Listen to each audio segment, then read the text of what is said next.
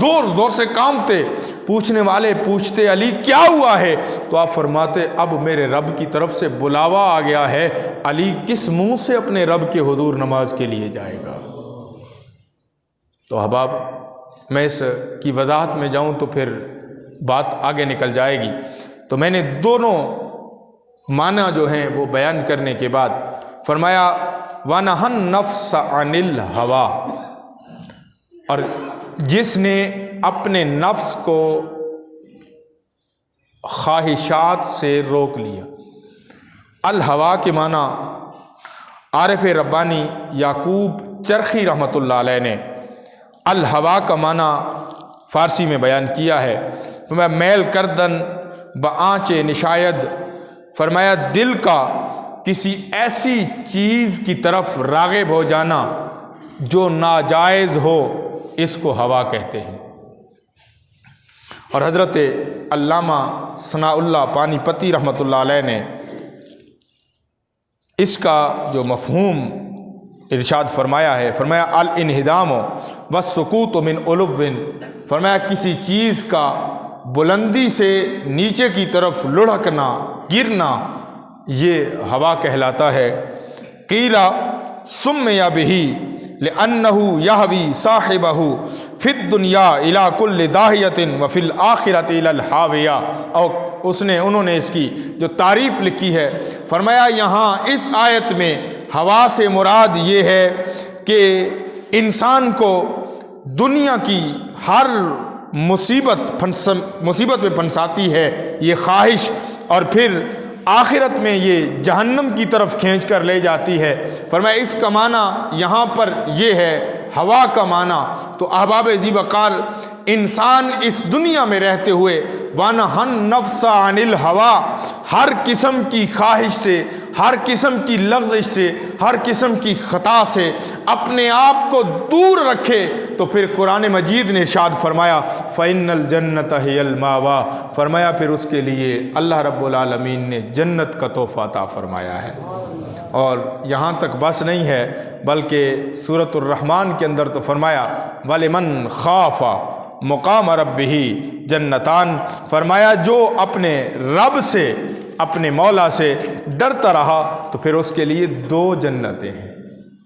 اس کے لیے خالق کائنات نے 2 جنتیں جو ہے وہ عنایت فرمانی ہیں. اب آپ ذی وقار ہم اس کی وضاحت کی طرف بڑھتے ہوئے تو علماء فرماتے ہیں، حضرت علامہ ثناء اللہ پانی پتی نے اس کو تفسیر مظہری کے اندر یہ بات رقم کی ہے.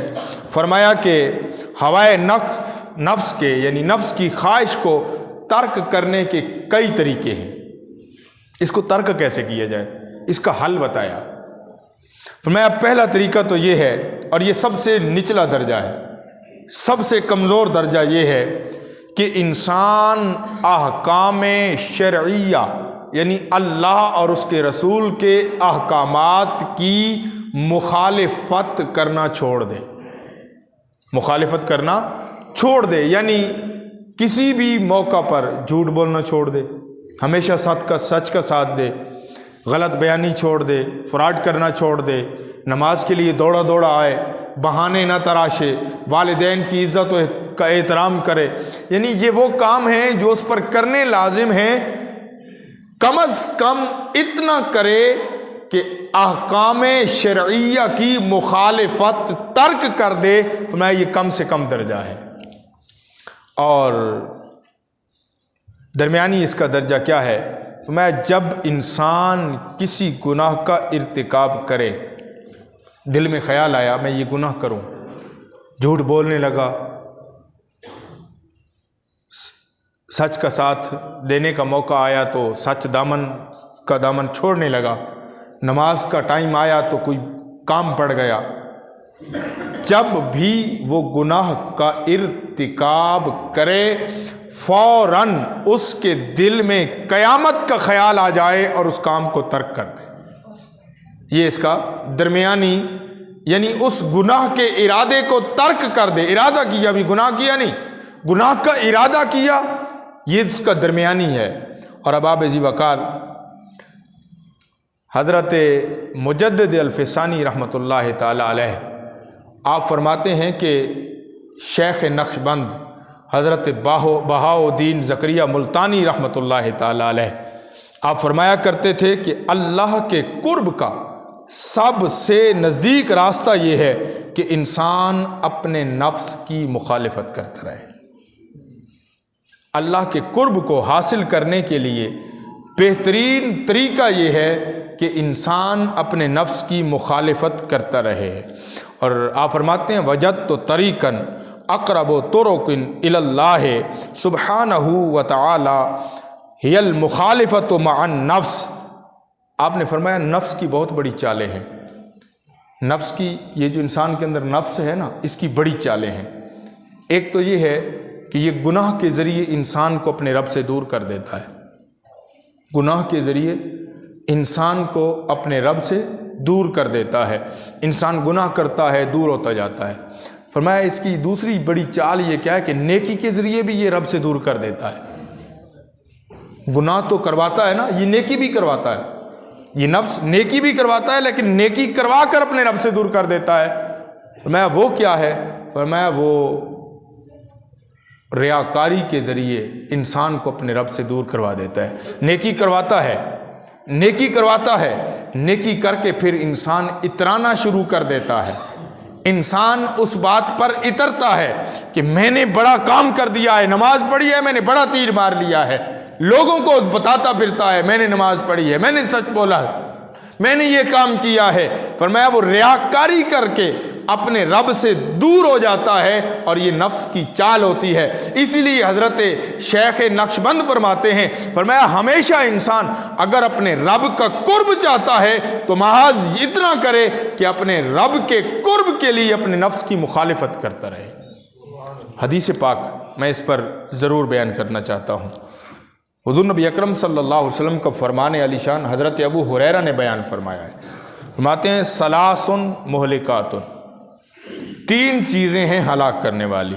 نمبر ایک، ما ہون متبع، وہ خواہش جس کے انسان تابع ہوتا ہے، جس کے انسان، وہ خواہش، وہ لگن، وہ شوق جس کے انسان تابع ہوتا ہے، اور اس خواہش کے لیے وہ انسان گناہ کرتا ہے، اس کی جبلت کے اندر وہ خواہش پیدا ہوتی ہے، وہ زنا کی طرف راغب ہوتا ہے، وہ شراب کی طرف راغب ہوتا ہے، وہ نشہ کی طرف راغب ہوتا ہے، وہ چوری کی طرف راغب ہوتا ہے، وہ گناہ کرنے کی طرف توجہ کرتا ہے، کیونکہ اس کا نفس اس کو ابھارتا ہے۔ یہ پہلی فرمایا یہ خواہشات ہیں، اور دوسری فرمایا وشح مطاع، اور اس کی وہ بخل اور اس کی کنجوسی وہ اس کو دین سے دور اور اپنے رب سے دور لے جاتی ہے۔ اور تیسری میں وَإِعْجَابُ الْمَرْءِ بِنَفْسِهِ وَهِيَ أَشَدُّهُ كَمَا قال، فرمایا تیسری کیا ہے؟ میں تیسری ہے ریاکاری، خود بینی، خود نمائی، اس کے اندر خوشامد، لالچ جب اس کے اندر آتا ہے، فرمایا وہ اس کو اپنے رب سے دور کر دیتی ہے۔ اور میرے نبی نے فرمایا وَهِيَ أَشَدُّهُنَّ، فرمایا یہ جو آخری بات ہے یہ ان دونوں سے زیادہ خطرناک ہے کہ یہ انسان کو بہت جلد اپنے رب سے دور کر دیتی ہے۔ اب آپ جی وقار حضرت شیخ ثناء اللہ پانی پتی رحمۃ اللہ علیہ اپنی تفسیر مظہری کے اندر جو بات اس کے حوالے سے لکھتے ہیں، آپ فرماتے ہیں اس سے بچنے کا کیا طریقہ کار ہے؟ فرمایا التثبت بذیل شیخ فإن فی اللہ باق بہ فإن لا يفعل شیئا الا بامرہ واجابتہ، فرمایا اس سے بچنے کا بہترین طریقہ یہ ہے کسی نیک صالح کی مجلس میں بیٹھ جائے، کسی نیک صالح کے ساتھ دوستی بنا لے، نیک صالح کے ساتھ تعلق جوڑ لے، اس کا تعلق اور نسبت اتنا مضبوط ہو جائے، اس کے ساتھ اس کی مجلس میں بیٹھنا شروع کر دے۔ اور ایسا کیوں ہے؟